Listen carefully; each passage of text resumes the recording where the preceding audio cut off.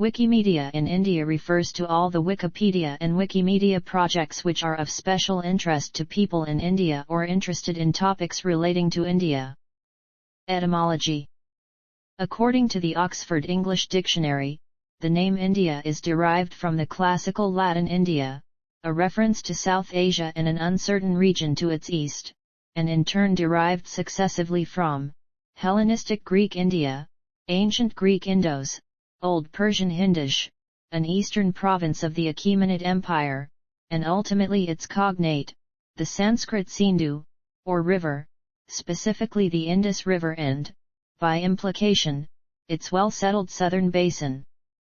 The ancient Greeks referred to the Indians as Indoi, which translates as the people of the Indus. The term Bharat, mentioned in both Indian epic poetry and the Constitution of India, is used in its variations by many Indian languages.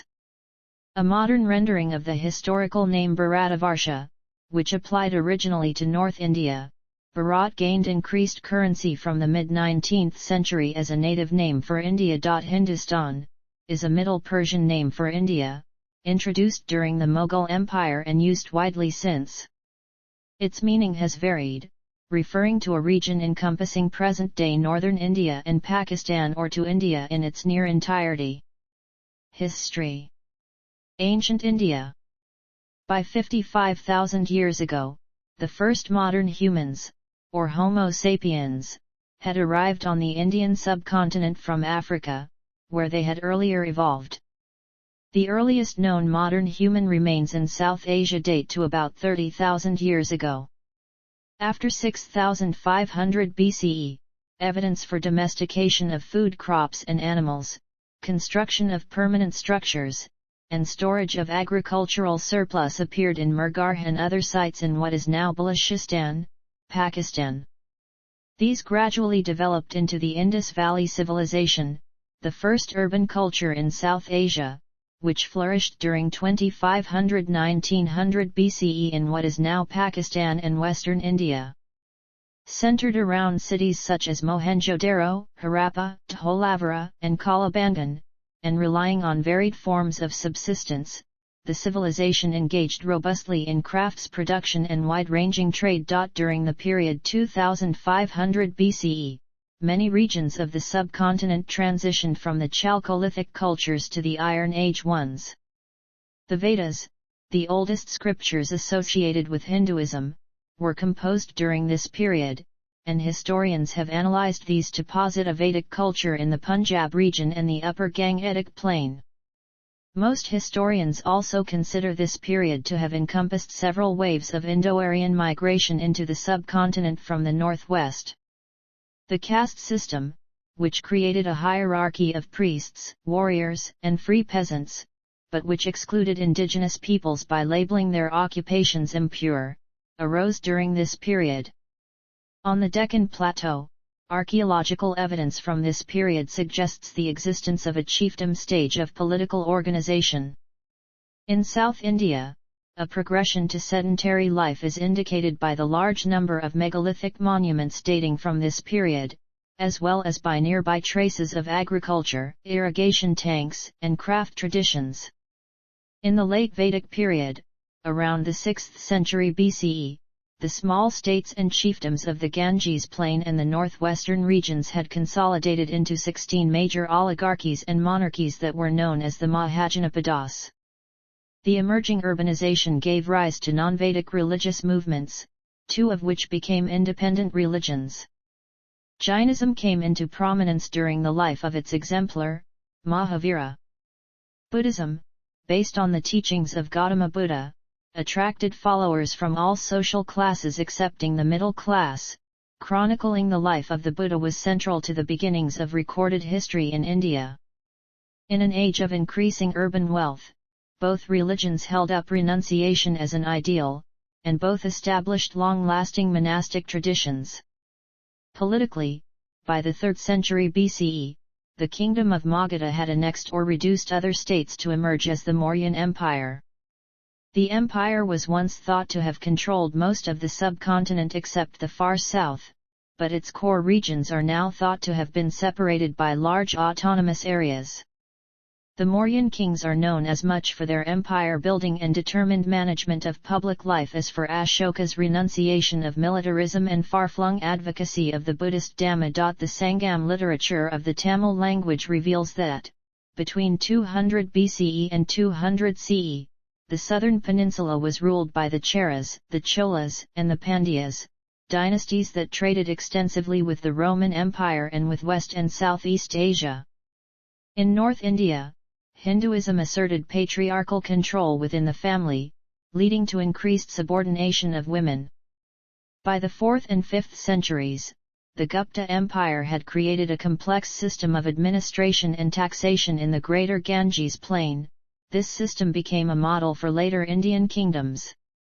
Under the Guptas, a renewed Hinduism based on devotion, rather than the management of ritual, began to assert itself.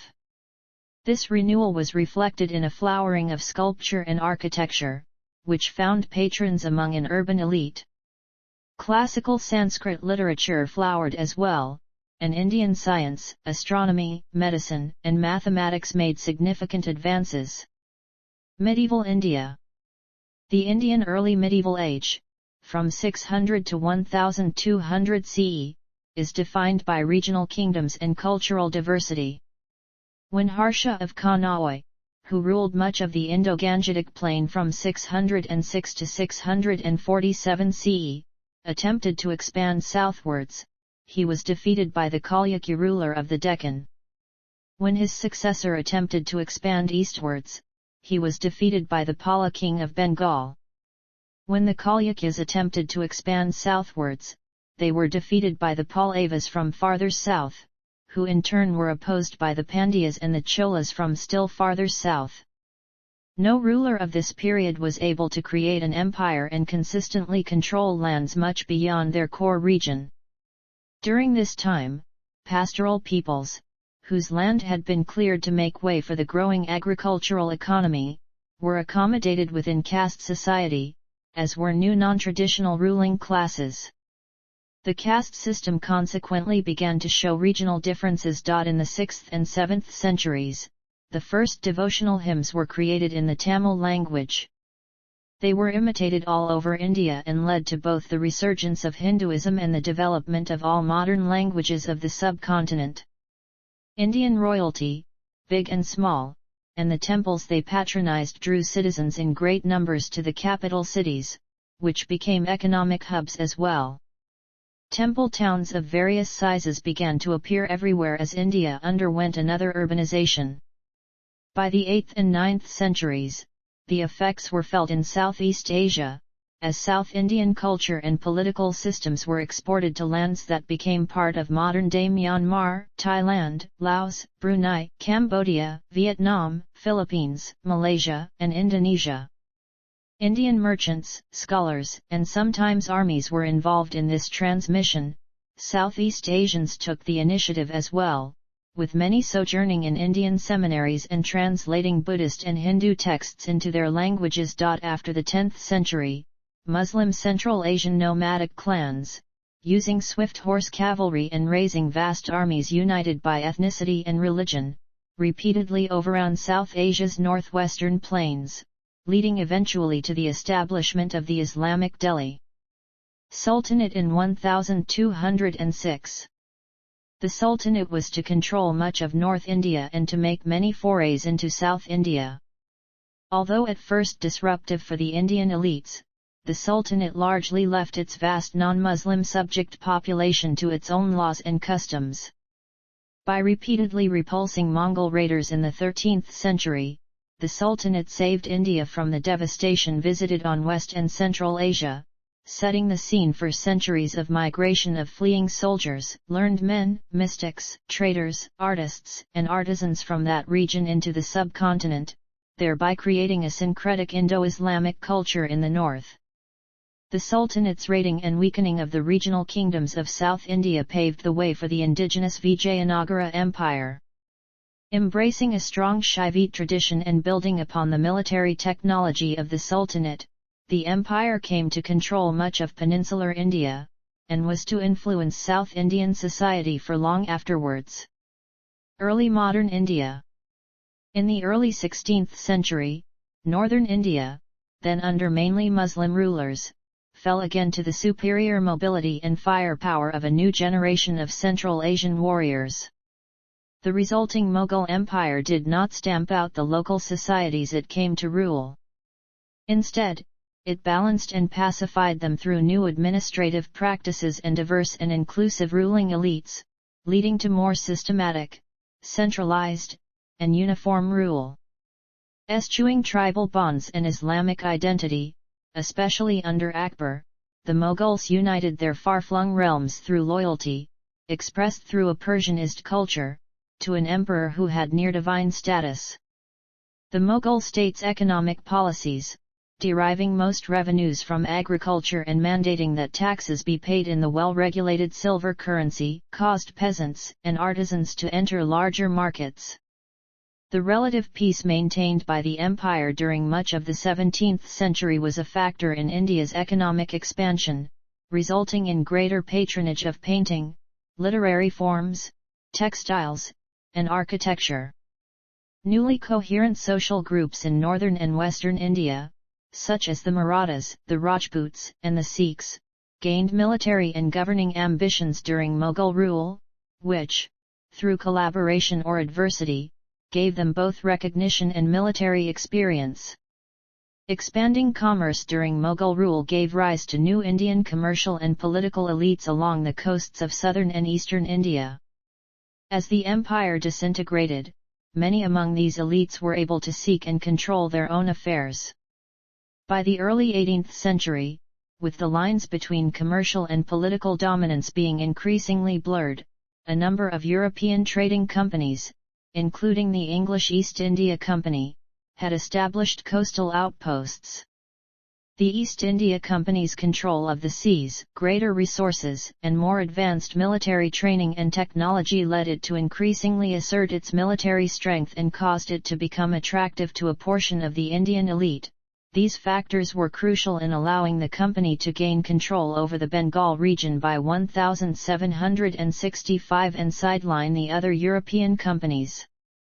Its further access to the riches of Bengal and the subsequent increased strength and size of its army enabled it to annex or subdue most of India by the 1820s.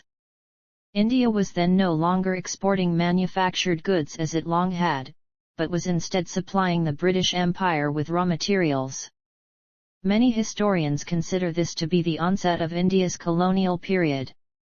By this time, with its economic power severely curtailed by the British Parliament and having effectively been made an arm of British administration, the East India Company began more consciously to enter non-economic arenas, including education, social reform, and culture.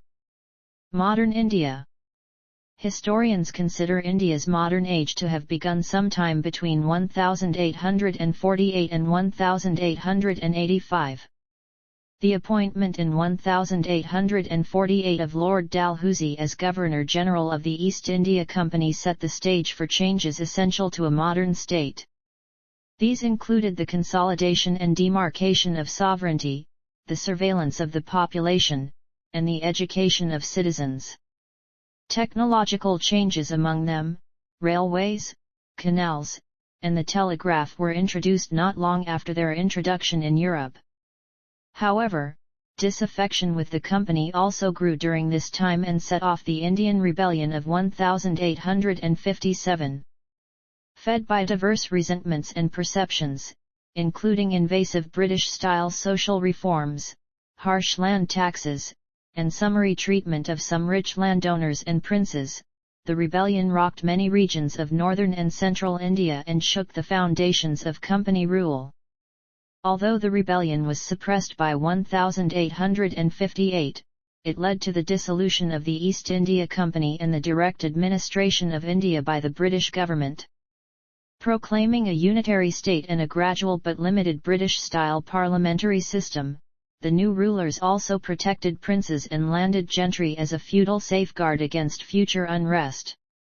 In the decades following, public life gradually emerged all over India, leading eventually to the founding of the Indian National Congress in 1885. The rush of technology and the commercialization of agriculture in the second half of the 19th century was marked by economic setbacks, and many small farmers became dependent on the whims of faraway markets. There was an increase in the number of large-scale famines, and, despite the risks of infrastructure development borne by Indian taxpayers, little industrial employment was generated for Indians. There were also salutary effects. Commercial cropping, especially in the newly canaled Punjab, led to increased food production for internal consumption. The railway network provided critical famine relief, notably reduced the cost of moving goods, and helped nascent Indian-owned industry. After World War I, in which approximately 1 million Indians served, a new period began. It was marked by British reforms but also repressive legislation, by more strident Indian calls for self-rule, and by the beginnings of a non-violent movement of non-cooperation, of which Mohandas Karamchand Gandhi would become the leader and enduring symbol. During the 1930s, slow legislative reform was enacted by the British. The Indian National Congress won victories in the resulting elections. The next decade was beset with crises: Indian participation in World War II, the Congress's final push for non-cooperation, and an upsurge of Muslim nationalism. All were capped by the advent of independence in 1947, but tempered by the partition of India into two states, India and Pakistan. Vital to India's self-image as an independent nation was its constitution, completed in 1950, which put in place a secular and democratic republic. Per the London Declaration, India retained its membership of the Commonwealth, becoming the first republic within it. Economic liberalization, which began in the 1990s, has created a large urban middle class, transformed India into one of the world's fastest-growing economies, and increased its geopolitical clout. Indian films, music, and spiritual teachings play an increasing role in global culture. Yet, India is also shaped by seemingly unyielding poverty, both rural and urban, by religious and caste-related violence, by Maoist-inspired Naxalite insurgencies, and by separatism in Jammu and Kashmir and in northeast India.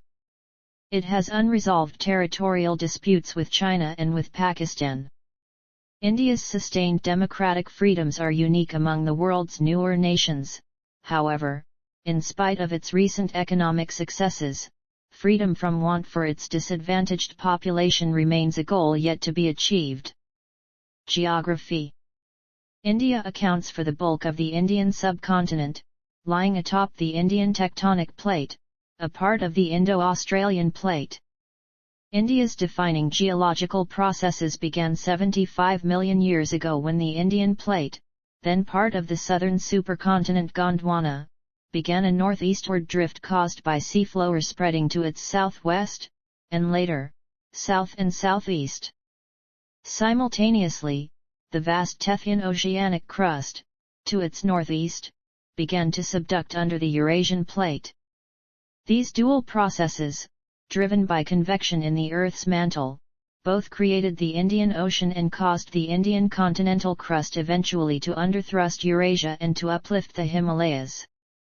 Immediately south of the emerging Himalayas, plate movement created a vast crescent-shaped trough that rapidly filled with riverborne sediment and now constitutes the Indo-Gangetic Plain. The original Indian plate makes its first appearance above the sediment in the ancient Aravalli Range, which extends from the Delhi Ridge in a southwesterly direction. To the west lies the Thar Desert, the eastern spread of which is checked by the Aravallis. The remaining Indian plate survives as peninsular India, the oldest and geologically most stable part of India. It extends as far north as the Satpura and Vindhya ranges in central India. These parallel chains run from the Arabian Sea coast in Gujarat in the west to the coal-rich Chota Nagpur Plateau in Jharkhand in the east. To the south, the remaining peninsular landmass, the Deccan Plateau, is flanked on the west and east by coastal ranges known as the Western and Eastern Ghats, The plateau contains the country's oldest rock formations, some over 1 billion years old. Constituted in such fashion, India lies to the north of the equator between 6 degrees 44 minutes and 35 degrees 30 minutes north latitude and 68 degrees 7 minutes and 97 degrees 25 minutes east longitude. India's coastline measures 7,517 kilometers in length. Of this distance, 5,423 kilometers belong to peninsular India and 2,094 kilometers to the Andaman, Nicobar, and Lakshadweep island chains. According to the Indian Naval Hydrographic Charts, the mainland coastline consists of the following: 43% sandy beaches, 11% rocky shores, including cliffs, and 46% mudflats or marshy shores. Major Himalayan origin rivers that substantially flow through India include the Ganges and the Brahmaputra, both of which drain into the Bay of Bengal. Important tributaries of the Ganges include the Yamuna and the Kosi, the latter's extremely low gradient, caused by long-term silt deposition, leads to severe floods and course changes. Major peninsular rivers, whose steeper gradients prevent their waters from flooding, include the Godavari, the Mahanadi, the Kaveri, and the Krishna, which also drain into the Bay of Bengal, and the Narmada and the Tapti, which drain into the Arabian Sea. Coastal features include the marshy Rann of Kutch of western India and the alluvial Sundarbans Delta of eastern India, the latter is shared with Bangladesh. India has two archipelagos, the Lakshadweep, coral atolls off India's southwestern coast, and the Andaman and Nicobar Islands, a volcanic chain in the Andaman Sea. Indian climate is strongly influenced by the Himalayas and the Thar Desert, both of which drive the economically and culturally pivotal summer and winter monsoons. The Himalayas prevent cold Central Asian katabatic winds from blowing in, keeping the bulk of the Indian subcontinent warmer than most locations at similar latitudes. The Thar Desert plays a crucial role in attracting the moisture-laden southwest summer monsoon winds that, between June and October, provide the majority of India's rainfall. Four major climatic groupings predominate in India: tropical wet, tropical dry, subtropical humid, and montane. Temperatures in India have risen by 0.7 degrees Celsius between 1901 and 2018. Climate change in India is often thought to be the cause. The retreat of Himalayan glaciers has adversely affected the flow rate of the major Himalayan rivers, including the Ganges and the Brahmaputra. According to some current projections, the number and severity of droughts in India will have markedly increased by the end of the present century. Biodiversity. India is a megadiverse country, a term employed for 17 countries which display high biological diversity and contain many species exclusively indigenous, or endemic, to them. India is a habitat for 8.6% of all mammal species, 13.7% of bird species, 7.9% of reptile species, 6% of amphibian species, 12.2% of fish species, and 6.0% of all flowering plant species. Fully a third of Indian plant species are endemic. India also contains 4 of the world's 34 biodiversity hotspots, or regions that display significant habitat loss in the presence of high endemism. According to official statistics, India's forest cover is 713,789 square kilometers, which is 21.71% of the country's total land area. It can be subdivided further into broad categories of canopy density, or the proportion of the area of a forest covered by its tree canopy. Very dense forest, whose canopy density is greater than 70%, occupies 3.02% of India's land area. It predominates in the tropical moist forest of the Andaman Islands, the Western Ghats, and northeast India. Moderately dense forest, whose canopy density is between 40% and 70%, occupies 9.39% of India's land area. It predominates in the temperate coniferous forest of the Himalayas, the moist deciduous sal forest of eastern India, and the dry deciduous teak forest of central and southern India. Open forest, whose canopy density is between 10% and 40%, occupies 9.26% of India's land area. India has two natural zones of thorn forest, one in the Deccan Plateau, immediately east of the Western Ghats, and the other in the western part of the Indo-Gangetic Plain, now turned into rich agricultural land by irrigation, its features no longer visible. Among the Indian subcontinent's notable indigenous trees are the astringent Azadirachta indica, or neem, which is widely used in rural Indian herbal medicine, and the luxuriant Ficus religiosa, or peepal, which is displayed on the ancient seals of Mohenjo-daro, and under which the Buddha is recorded in the Pali Canon to have sought enlightenment. Many Indian species have descended from those of Gondwana, the southern supercontinent from which India separated more than 100 million years ago. India's subsequent collision with Eurasia set off a mass exchange of species. However, volcanism and climatic changes later caused the extinction of many endemic Indian forms. Still later, mammals entered India from Asia through two zoogeographical passes flanking the Himalayas. This had the effect of lowering endemism among India's mammals, which stands at 12.6%, contrasting with 45.8% among reptiles and 55.8% among amphibians. Among endemics are the vulnerable hooded leaf monkey and the threatened Bedome's toad of the Western Ghats. India contains 172 IUCN designated threatened animal species, or 2.9% of endangered forms. These include the endangered Bengal tiger and the Ganges river dolphin. Critically endangered species include the gharial, a crocodilian, the great Indian bustard, and the Indian white-rumped vulture, which has become nearly extinct by having ingested the carrion of diclofenac-treated cattle. Before they were extensively utilized for agriculture and cleared for human settlement, the thorn forests of Punjab were mingled at intervals with open grasslands that were grazed by large herds of black buck preyed on by the Asiatic cheetah. The black buck, no longer extant in Punjab, is now severely endangered in India, and the cheetah is extinct. The pervasive and ecologically devastating human encroachment of recent decades has critically endangered Indian wildlife. In response, the system of national parks and protected areas, first established in 1935, was expanded substantially. In 1972, India enacted the Wildlife Protection Act and Project Tiger to safeguard crucial wilderness. The Forest Conservation Act was enacted in 1980 and amendments added in 1988. India hosts more than 500 wildlife sanctuaries and 13 biosphere reserves, 4 of which are part of the World Network of Biosphere Reserves. 25 wetlands are registered under the Ramsar Convention. Politics and government. Politics.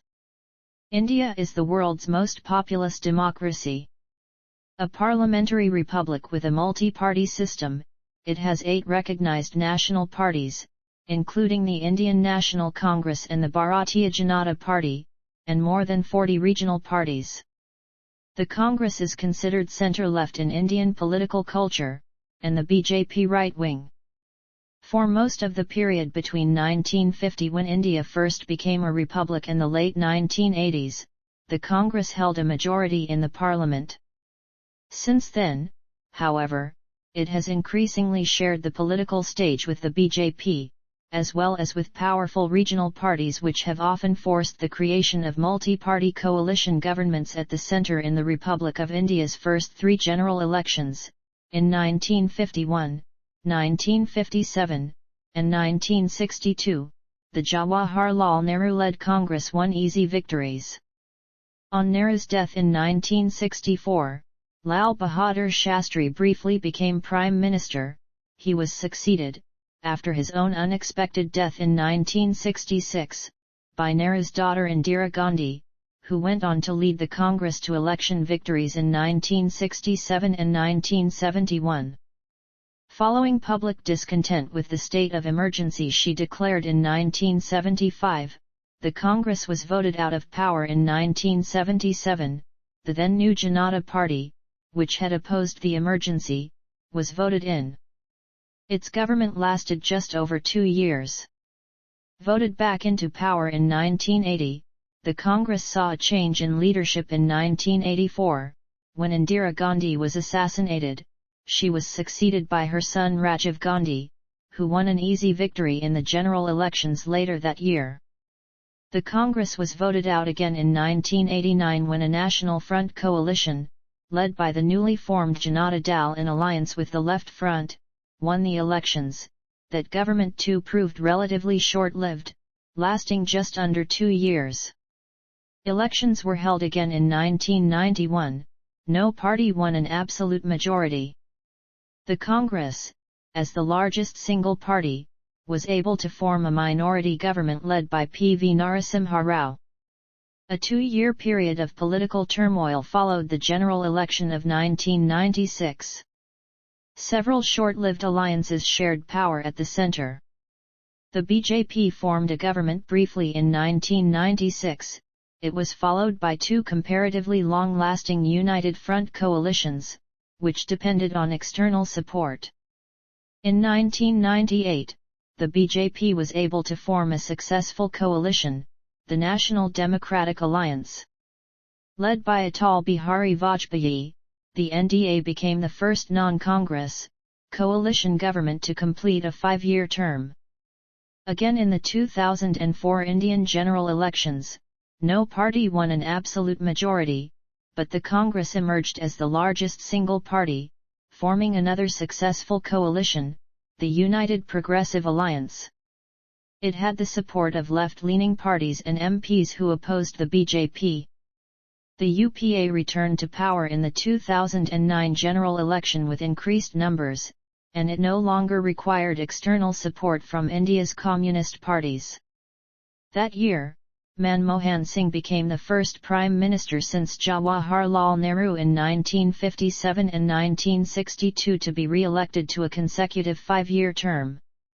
In the 2014 general election, the BJP became the first political party since 1984 to win a majority and govern without the support of other parties. The incumbent Prime Minister is Narendra Modi, a former Chief Minister of Gujarat. On July 22, 2022, Draupadi Murmu was elected India's 15th President and took the oath of office on July 25, 2022. Government.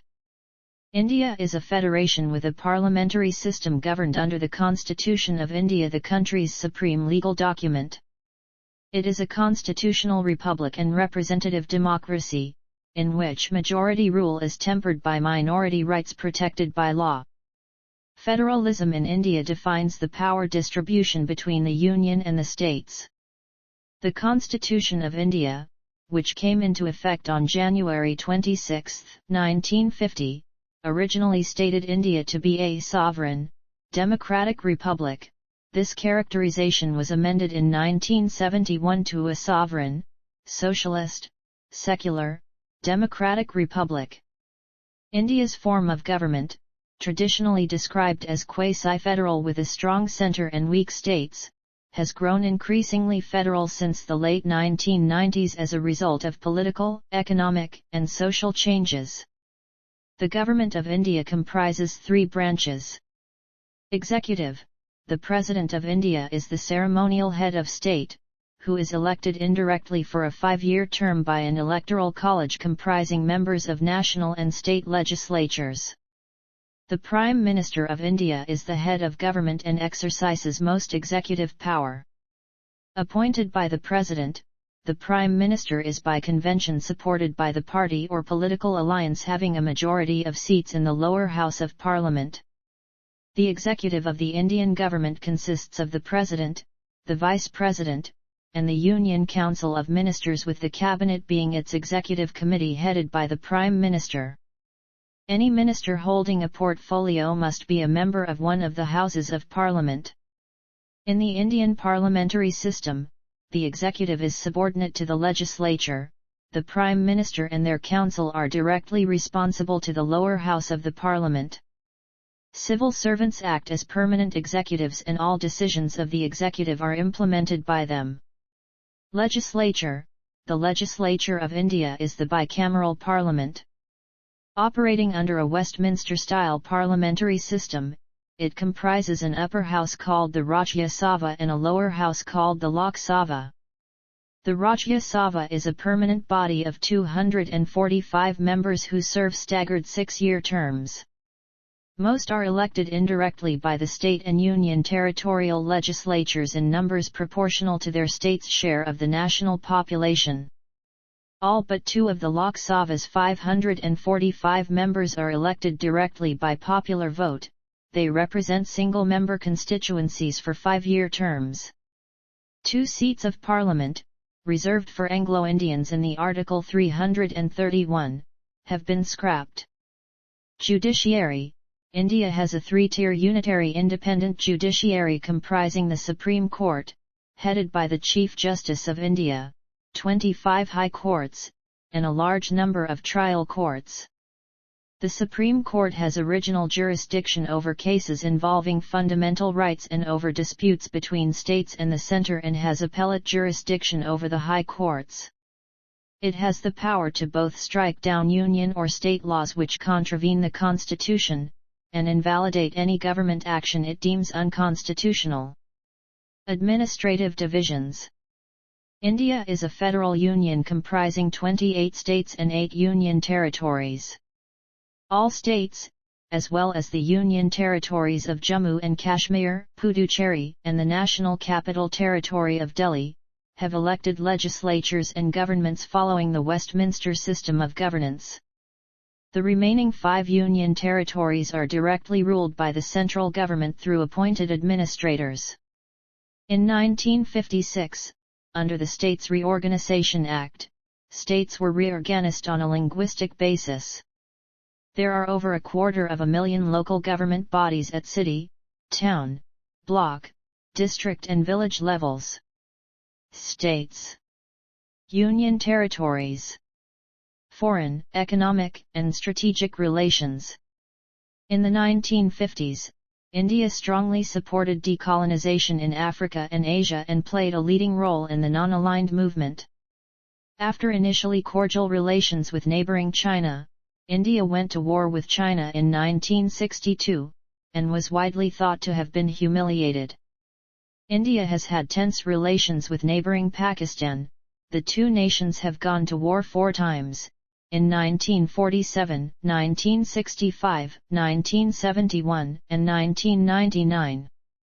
3 of these wars were fought over the disputed territory of Kashmir, while the 4th, the 1971 war, followed from India's support for the independence of Bangladesh. In the late 1980s, the Indian military twice intervened abroad at the invitation of the host country, a peacekeeping operation in Sri Lanka between 1987 and 1990, and an armed intervention to prevent a 1988 coup d'état attempt in the Maldives. After the 1965 war with Pakistan, India began to pursue close military and economic ties with the Soviet Union. By the late 1960s, the Soviet Union was its largest arms supplier. Aside from ongoing its special relationship with Russia, India has wide-ranging defense relations with Israel and France. In recent years, it has played key roles in the South Asian Association for Regional Cooperation and the World Trade Organization. The nation has provided 100,000 military and police personnel to serve in 35 UN peacekeeping operations across 4 continents. It participates in the East Asia Summit, the G8+5, and other multilateral forums. India has close economic ties with countries in South America, Asia, and Africa. It pursues a Look East policy that seeks to strengthen partnerships with the ASEAN nations, Japan, and South Korea that revolve around many issues, but especially those involving economic investment and regional security. China's nuclear test of 1964, as well as its repeated threats to intervene in support of Pakistan in the 1965 war, convinced India to develop nuclear weapons. India conducted its first nuclear weapons test in 1974 and carried out additional underground testing in 1998. Despite criticism and military sanctions, India has signed neither the Comprehensive Nuclear Test Ban Treaty nor the Nuclear Non-Proliferation Treaty, considering both to be flawed and discriminatory. India maintains a no-first-use nuclear policy and is developing a nuclear triad capability as a part of its minimum credible deterrence doctrine. It is developing a ballistic missile defense shield and a fifth-generation fighter jet. Other indigenous military projects involve the design and implementation of Vikrant-class aircraft carriers and Arihant-class nuclear submarines. Since the end of the Cold War, India has increased its economic, strategic, and military cooperation with the United States and the European Union. In 2008, a civilian nuclear agreement was signed between India and the United States.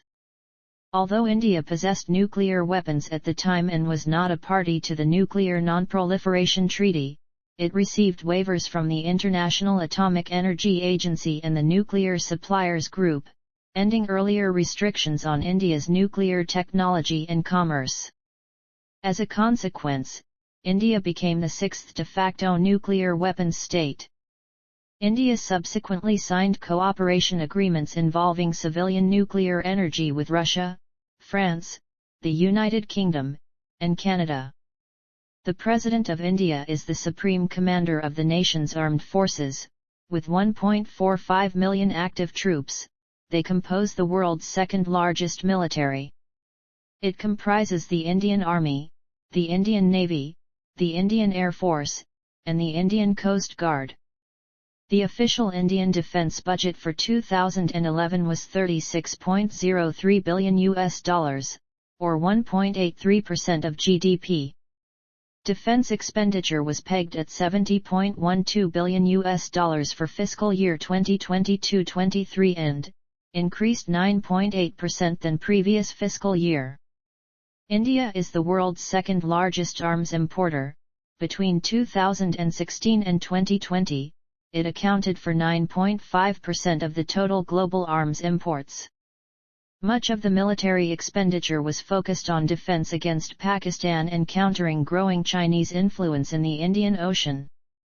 In May 2017, the Indian Space Research Organisation launched the South Asia Satellite, a gift from India to its neighbouring SAARC countries. In October 2018, India signed a $5.43 billion agreement with Russia to procure 4 S-400 Triumph surface-to-air missile defense systems, Russia's most advanced long-range missile defense system. Economy.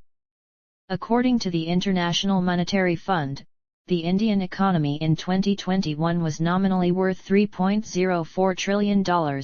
It is the fifth largest economy by market exchange rates, and is around $10.219 trillion, the third largest by purchasing power parity. With its average annual GDP growth rate of 5.8% over the past 2 decades, and reaching 6.1% during 2011-2012, India is one of the world's fastest-growing economies. However, the country ranks 139th in the world in nominal GDP per capita and 118th in GDP per capita at PPP. Until 1991, all Indian governments followed protectionist policies that were influenced by socialist economics. Widespread state intervention and regulation largely walled the economy off from the outside world. An acute balance of payments crisis in 1991 forced the nation to liberalize its economy. Since then it has moved slowly towards a free market system by emphasizing both foreign trade and direct investment inflows. India has been a member of World Trade Organization since January 1, 1995. The 522 million worker Indian labour force is the world's second largest, as of 2017. The service sector makes up 55.6% of GDP, the industrial sector 26.3% and the agricultural sector 18.1%. India's foreign exchange remittances of $87 billion in 2021, highest in the world, were contributed to its economy by 32 million Indians working in foreign countries. Major agricultural products include rice, wheat, oilseed, cotton, jute, tea, sugarcane, and potatoes. Major industries include textiles, telecommunications, chemicals, pharmaceuticals, biotechnology, food processing, steel, transport equipment, cement, mining, petroleum, machinery, and software. In 2006, the share of external trade in India's GDP stood at 24%, up from 6% in 1985. In 2008, India's share of world trade was 1.68%. In 2021, India was the world's 9th largest importer and the 16th largest exporter. Major exports include petroleum products, textile goods, jewelry, software, engineering goods, chemicals, and manufactured leather goods. Major imports include crude oil, machinery, gems, fertilizer, and chemicals. Between 2001 and 2011, the contribution of petrochemical and engineering goods to total exports grew from 14% to 42%. India was the world's second largest textile exporter after China in the 2013 calendar year. Averaging an economic growth rate of 7.5% for several years prior to 2007, India has more than doubled its hourly wage rates during the first decade of the 21st century. Some 431 million Indians have left poverty since 1985. India's middle classes are projected to number around 580 million by 2030. Though ranking 51st in global competitiveness, as of 2010, India ranks 17th in financial market sophistication, 24th in the banking sector, 44th in business sophistication, and 39th in innovation, ahead of several advanced economies. With 7 of the world's top 15 information technology outsourcing companies based in India, as of 2009, the country is viewed as the second most favorable outsourcing destination after the United States. India is ranked 40th in the Global Innovation Index in 2022. India's consumer market, the world's 11th largest, is expected to become 5th largest by 2030. Driven by growth, India's nominal GDP per capita increased steadily from $308 in 1991, when economic liberalization began, to $1,380 in 2010, to an estimated $1,730 in 2016. It is expected to grow to $2,313 by 2022.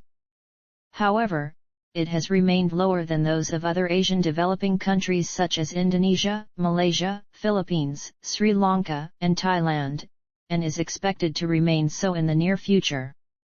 According to a 2011 PricewaterhouseCoopers report, India's GDP at purchasing power parity could overtake that of the United States by 2045. During the next 4 decades, Indian GDP is expected to grow at an annualized average of 8%, making it potentially the world's fastest growing major economy until 2050. The report highlights key growth factors: a young and rapidly growing working age population, growth in the manufacturing sector because of rising education and engineering skill levels, and sustained growth of the consumer market driven by a rapidly growing middle class. The World Bank cautions that, for India to achieve its economic potential, it must continue to focus on public sector reform, transport infrastructure, agricultural and rural development, removal of labor regulations, education, energy security, and public health and nutrition. According to the Worldwide Cost of Living Report 2017 released by the Economist Intelligence Unit, which was created by comparing more than 400 individual prices across 160 products and services, 4 of the cheapest cities were in India: Bangalore, Mumbai, Chennai, and New Delhi. Industries. India's telecommunication industry is the second largest in the world with over 1.2 billion subscribers. It contributes 6.5% to India's GDP. After the third quarter of 2017, India surpassed the US to become the second largest smartphone market in the world after China. The Indian automotive industry, the world's second fastest growing, increased domestic sales by 26% during 2009-2010, and exports by 36% during 2008-2009. At the end of 2011, the Indian IT industry employed 2.8 million professionals, generated revenues close to $100 billion equaling 7.5% of Indian GDP, and contributed 26% of India's merchandise exports. The pharmaceutical industry in India emerged as a global player. As of 2021, with 3,000 pharmaceutical companies and 10,500 manufacturing units, India is the world's third largest pharmaceutical producer, largest producer of generic medicines, and supply up to 50%-60% of global vaccines demand. These all contribute up to $24.44 billions in exports, and India's local pharmaceutical market is estimated up to $42 billion. India is among the top 12 biotech destinations in the world. The Indian biotech industry grew by 15.1% in 2012-2013, increasing its revenues from $204.4 billion to $235.24 billion. Energy. India's capacity to generate electrical power is 300 gigawatts, of which 42 gigawatts is renewable. The country's usage of coal is a major cause of greenhouse gas emissions by India, but its renewable energy is competing strongly. India emits about 7% of global greenhouse gas emissions. This equates to about 2.5 tons of carbon dioxide per person per year, which is half the world average. Increasing access to electricity and clean cooking with liquefied petroleum gas have been priorities for energy in India. Socio-economic challenges. Despite economic growth during recent decades, India continues to face socio-economic challenges. In 2006, India contained the largest number of people living below the World Bank's international poverty line of $1.25 per day. The proportion decreased from 60% in 1981 to 42% in 2005. Under the World Bank's later revised poverty line, it was 21% in 2011. 30.7% of India's children under the age of 5 are underweight. According to a Food and Agriculture Organization report in 2015, 15% of the population is undernourished. The midday meal scheme attempts to lower these rates. A 2018 Walk Free Foundation report estimated that nearly 8 million people in India were living in different forms of modern slavery, such as bonded labor, child labor, human trafficking, and forced begging, among others. According to the 2011 census, there were 10.1 million child laborers in the country, a decline of 2.6 million from 12.6 million in 2001. Since 1991, economic inequality between India's states has consistently grown. The per capita net state domestic product of the richest states in 2007 was 3.2 times that of the poorest. Corruption in India is perceived to have decreased. According to the Corruption Perceptions Index, India ranked 78th out of 180 countries in 2018 with a score of 41 out of 100, an improvement from 85th in 2014. Demographics, languages, and religion. With 1,210,193,422 residents reported in the 2011 Provisional Census Report, India is the world's second most populous country. Its population grew by 17.64% from 2001 to 2011, compared to 21.54% growth in the previous decade. The human sex ratio, according to the 2011 census, is 940 females per 1,000 males. The median age was 28.7 as of 2020. The first post-colonial census, conducted in 1951, counted 361 million people. Medical advances made in the last 50 years as well as increased agricultural productivity brought about by the Green Revolution have caused India's population to grow rapidly. The average life expectancy in India is at 70 years, 71.5 years for women, 68.7 years for men. There are around 93 physicians per 100,000 people. Migration from rural to urban areas has been an important dynamic in India's recent history. The number of people living in urban areas grew by 31.2% between 1991 and 2001. Yet, in 2001, over 70% still lived in rural areas. The level of urbanization increased further from 27.81% in the 2001 census to 31.16% in the 2011 census.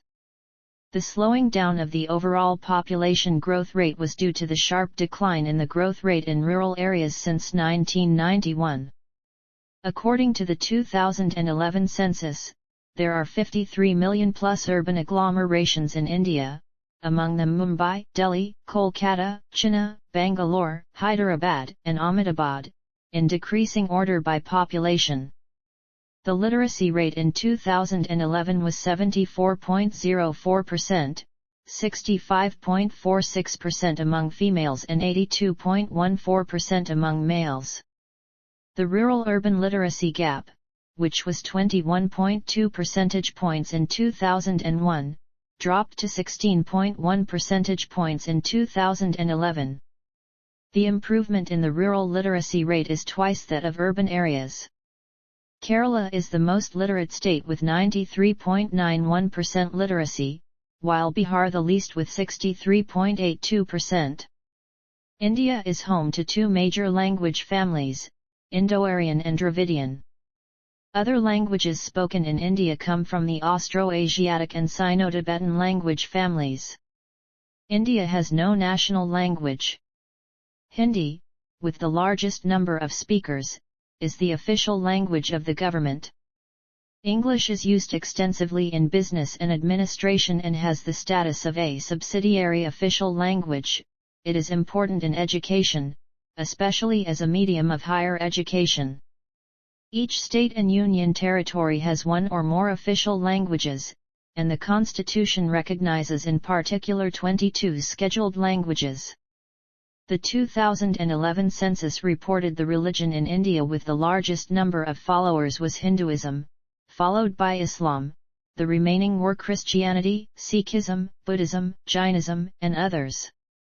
India has the third largest Muslim population, the largest for a non-Muslim majority country. Culture. Indian cultural history spans more than 4,500 years. During the Vedic period, the foundations of Hindu philosophy, mythology, theology, and literature were laid, and many beliefs and practices which still exist today, such as Dharma, Karma, Yoga, and Moksha, were established. India is notable for its religious diversity, with Hinduism, Buddhism, Sikhism, Islam, Christianity, and Jainism among the nation's major religions. The predominant religion, Hinduism, has been shaped by various historical schools of thought, including those of the Upanishads, the Yoga Sutras, the Bhakti movement, and by Buddhist philosophy. Visual art. India has a very ancient tradition of art, which has exchanged many influences with the rest of Eurasia, especially in the first millennium, when Buddhist art spread with Indian religions to Central, East, and Southeast Asia, the last also greatly influenced by Hindu art. Thousands of seals from the Indus Valley civilization of the 3rd millennium BCE have been found, usually carved with animals, but a few with human figures. The Pashupati seal, excavated in Mohenjo-Daro, Pakistan, in 1928-29, is the best known. After this there is a long period with virtually nothing surviving. Almost all surviving ancient Indian art thereafter is in various forms of religious sculpture in durable materials, or coins. There was probably originally far more in wood, which is lost. In North India, Mauryan art is the first imperial movement. In the first millennium CE, Buddhist art spread with Indian religions to Central, East, and Southeast Asia, the last also greatly influenced by Hindu art. Over the following centuries a distinctly Indian style of sculpting the human figure developed, with less interest in articulating precise anatomy than ancient Greek sculpture but showing smoothly flowing forms expressing prana. This is often complicated by the need to give figures multiple arms or heads, or represent different genders on the left and right of figures, as with the Ardhanarishvara form of Shiva and Parvati. Most of the earliest large sculpture is Buddhist, either excavated from Buddhist stupas such as Sanchi, Sarnath, and Amaravati, or as rock-cut reliefs at sites such as Ajanta, Karla, and Ellora. Hindu and Jain sites appear rather later. In spite of this complex mixture of religious traditions, generally, the prevailing artistic style at any time and place has been shared by the major religious groups, and sculptors probably usually served all communities. Gupta art, at its peak c. 300 CE 500 CE, is often regarded as a classical period whose influence lingered for many centuries after. It saw a new dominance of Hindu sculpture, as at the Elephanta caves. Across the north, this became rather stiff and formulaic after c. 800 CE, though rich with finely carved detail in the surrounds of statues.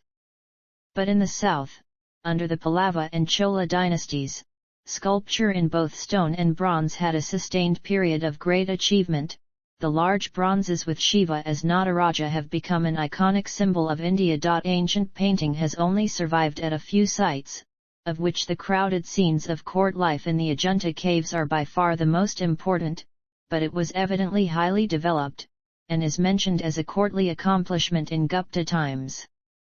Painted manuscripts of religious texts survive from eastern India about the 10th century onwards, most of the earliest being Buddhist and later Jain. No doubt the style of these was used in larger paintings. The Persian-derived Deccan painting, starting just before the Mughal miniature, between them give the first large body of secular painting, with an emphasis on portraits, and the recording of princely pleasures and wars.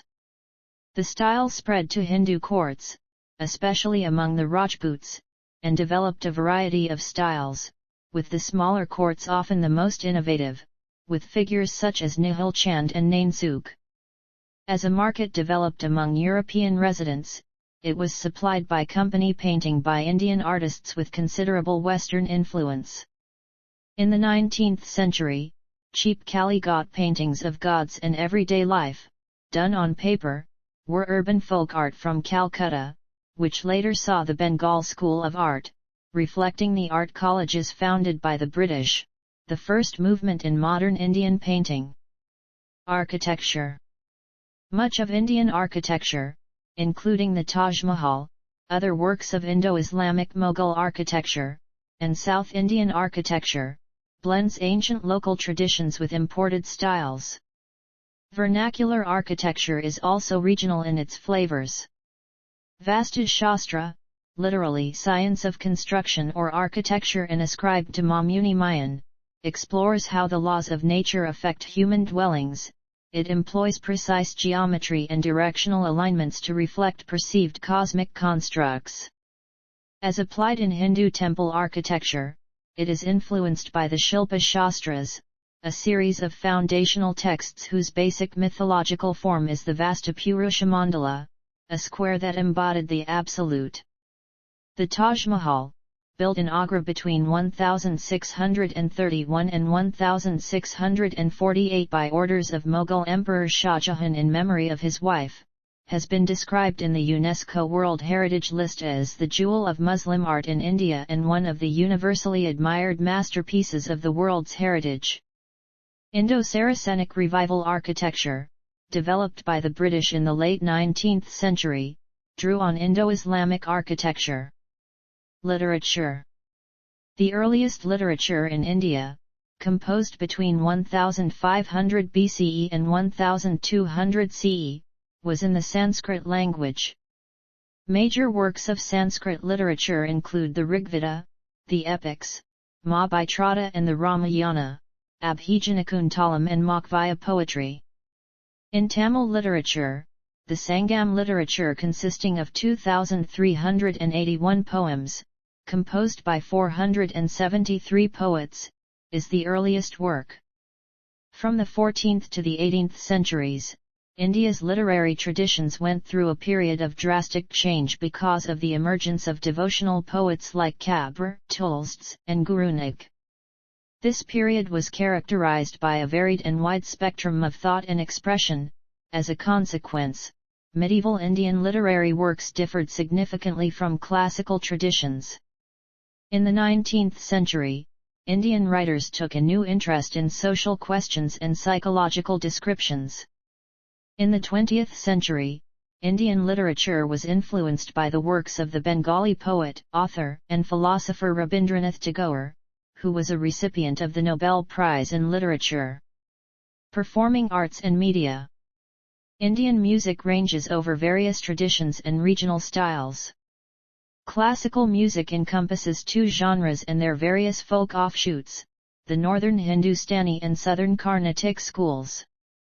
Regionalist popular forms include filmy and folk music. The syncretic tradition of the Bauls is a well-known form of the latter. Indian dance also features diverse folk and classical forms.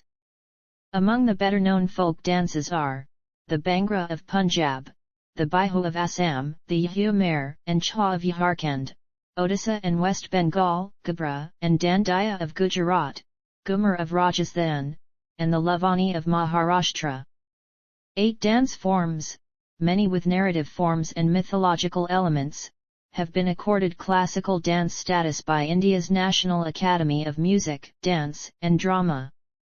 These are Bharatanatyam of the state of Tamil Nadu, Kathak of Uttar Pradesh, Kathakali and Mohiniyattam of Kerala, Kuchipudi of Andhra Pradesh, Manipuri of Manipur, Odissi of Odisha, and the Satriya of Assam. Theatre in India melds music, dance, and improvised or written dialogue. Often based on Hindu mythology, but also borrowing from medieval romances or social and political events, Indian theatre includes the Bhavet of Gujarat, the Jaitra of West Bengal, the Nautanki and Ramlila of North India, Tamasha of Maharashtra, Burrakatha of Andhra Pradesh and Telangana, Terakuttu of Tamil Nadu, and the Yakshagana of Karnataka. India has a theatre training institute, the National School of Drama, that is situated at New Delhi. It is an autonomous organization under the Ministry of Culture, Government of India. The Indian film industry produces the world's most watched cinema. Established regional cinematic traditions exist in the Assamese, Bengali, Bhojpuri, Hindi, Kannada, Malayalam, Punjabi, Gujarati, Marathi, Odia, Tamil, and Telugu languages. The Hindi language film industry is the largest sector, representing 43% of box office revenue, followed by the South Indian Telugu and Tamil film industries, which represent 36% combined. Television broadcasting began in India in 1959 as a state-run medium of communication and expanded slowly for more than 2 decades. The state monopoly on television broadcast ended in the 1990s. Since then, satellite channels have increasingly shaped the popular culture of Indian society. Today, television is the most penetrative media in India. Industry estimates indicate that as of 2012 there are over 554 million TV consumers, 462 million with satellite or cable connections, compared to other forms of mass media such as the press, radio, or internet. Society. Traditional Indian society is sometimes defined by social hierarchy. The Indian caste system embodies much of the social stratification and many of the social restrictions found on the Indian subcontinent. Social classes are defined by thousands of endogamous hereditary groups, often termed as jatis, or castes. India abolished untouchability in 1950 with the adoption of the constitution and has since enacted other anti-discriminatory laws and social welfare initiatives. Family values are important in the Indian tradition, and multi-generational patrilineal joint families have been the norm in India, though nuclear families are becoming common in urban areas. An overwhelming majority of Indians, with their consent, have their marriages arranged by their parents or other family elders. Marriage is thought to be for life, and the divorce rate is extremely low, with less than 1 in 1,000 marriages ending in divorce. Child marriages are common, especially in rural areas. Many women wed before reaching 18, which is their legal marriageable age. Female infanticide in India, and lately female feticide, have created skewed gender ratios. The number of missing women in the country quadrupled from 15 million to 63 million in the 50-year period ending in 2014, faster than the population growth during the same period, and constituting 20% of India's female electorate. According to an Indian government study, an additional 21 million girls are unwanted and do not receive adequate care. Despite a government ban on sex-selective feticide, the practice remains commonplace in India, the result of a preference for boys in a patriarchal society. The payment of dowry, although illegal, remains widespread across class lines. Deaths resulting from dowry, mostly from bride burning, are on the rise, despite stringent anti-dowry laws. Many Indian festivals are religious in origin. The best known include Diwali, Ganesh Chaturthi, Thai Pongal, Holi, Durga Puja, Eid ul-Fitr, Bakrid, Christmas, and Vaisakhi. Education. In the 2011 census, about 73% of the population was literate, with 81% for men and 65% for women. This compares to 1981 when the respective rates were 41%, 53%, and 29%. In 1951 the rates were 18%, 27%, and 9%. In 1921 the rates 7%, 12%, and 2%. In 1891 they were 5%, 9%, and 1%, according to Latika Chaudhry. In 1911 there were under 3 primary schools for every 10 villages. Statistically, more caste and religious diversity reduced private spending. Primary schools taught literacy, so local diversity limited its growth. The education system of India is the world's second largest. India has over 900 universities, 40,000 colleges, and 1.5 million schools. In India's higher education system, a significant number of seats are reserved under affirmative action policies for the historically disadvantaged.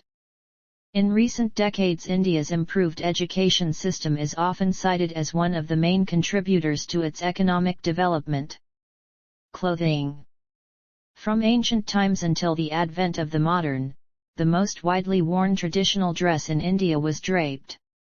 For women it took the form of a sari, a single piece of cloth many yards long. The sari was traditionally wrapped around the lower body and the shoulder. In its modern form, it is combined with an underskirt, or Indian petticoat, and tucked in the waistband for more secure fastening.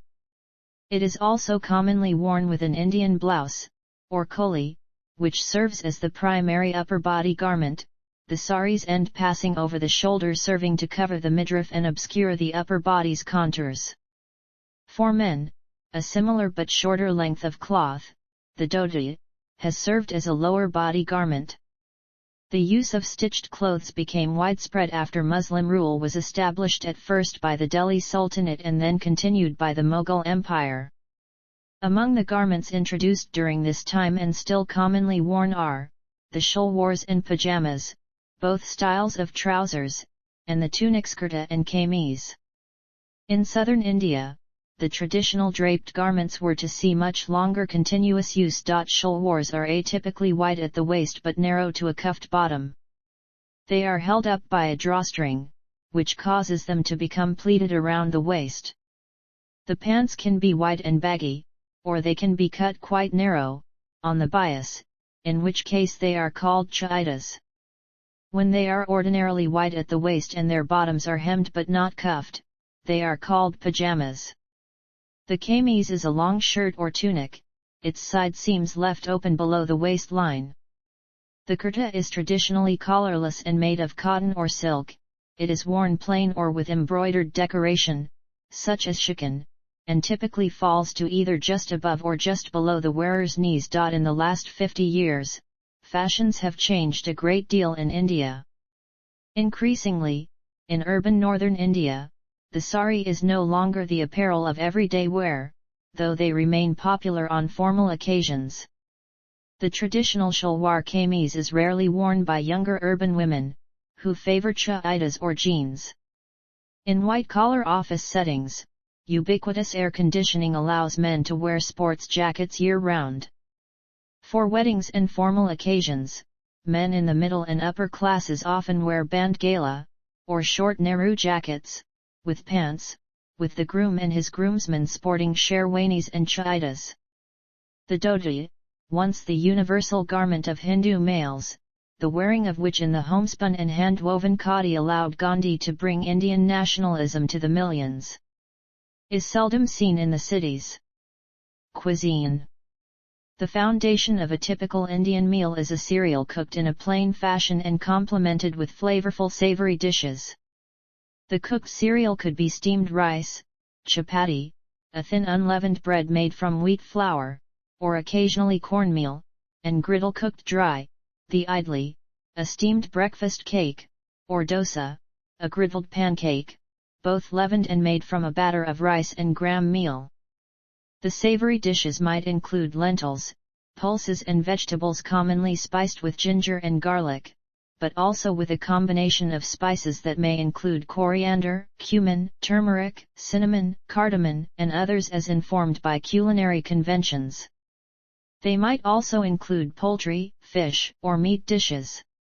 In some instances, the ingredients might be mixed during the process of cooking. A platter, or thali, used for eating usually has a central place reserved for the cooked cereal, and peripheral ones for the flavorful accompaniments, which are often served in small bowls. The cereal and its accompaniments are eaten simultaneously rather than a piecemeal manner.